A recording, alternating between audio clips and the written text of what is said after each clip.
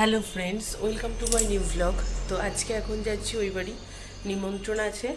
আজকে হলো যে কালকে দেখালাম যে জামাইবাবু আর দিদির অ্যানিভার্সারি কেক কাটা হয়েছে, তো সেই উপলক্ষে আবার নিমন্ত্রণ করেছে।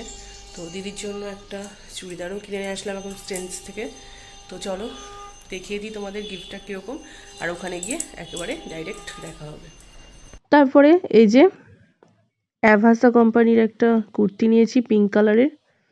তো কেমন হয়েছে? তারপর এখন চলে আসলাম এই বাড়ি। সবাই এখানে খেতেও বসে গিয়েছে, আমাদের একটু লেটই হয়ে গেছে, বাড়িতে রান্নাবান্না করে তারপরে আসতে গিয়ে একটু লেট হয়ে গেল।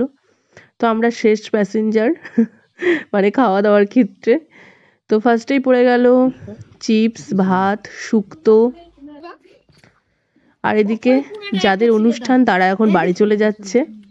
তারপর এখানে পাবদা, খাসির মাংস, আর ও যেহেতু খায় না তাই ওর জন্য চিকেন। তো ওখানে আরো অনেক কিছু পদ ছিল, সেখানে খাওয়া দাওয়া শেষ করে বাড়ি এসে কিছুক্ষণ রেস্ট নিয়ে সবাইকে চাটা করে দিয়ে এখন আমরা চলে এসেছি একটু ঘুরে বেড়ানোর জন্য। তো এখানে দুই বোন চলে এসছে, ওরাও আছে, আর আমরা দুজন, আমরা চারজন মিলে এখন একটু হাঁটতে বেরিয়েছি। দিয়ে একটু প্রথমেই ফুচকা খেয়ে নিলাম। তো ফুচকাটা আমি খেলাম না, ওরাই খালো তিনজন মিলে।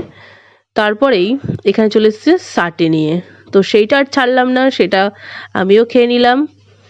তো আসার পথে দেখছি এখানে শিব দুর্গা পুজোর ভাসান হচ্ছে, তো সেটার একটু দেখে নিয়ে তারপরে এখনই চলে যাব বাড়ি। তো ঠাকুরটা যেহেতু দেখাই হয়নি আমার, তো ভালোই হলো দেখা হয়ে গেল, রাস্তায় একটু বেরিয়েছিলাম বলে। ভাসানে দেখছি প্রচুর লোকজন হয়েছে, সবাই নাচতে নাচতে যাচ্ছে। আসলে বাজনাটাই এত সুন্দর হয়েছে যে তালে তালে সবাই নাচ করতে করতেই যাচ্ছে।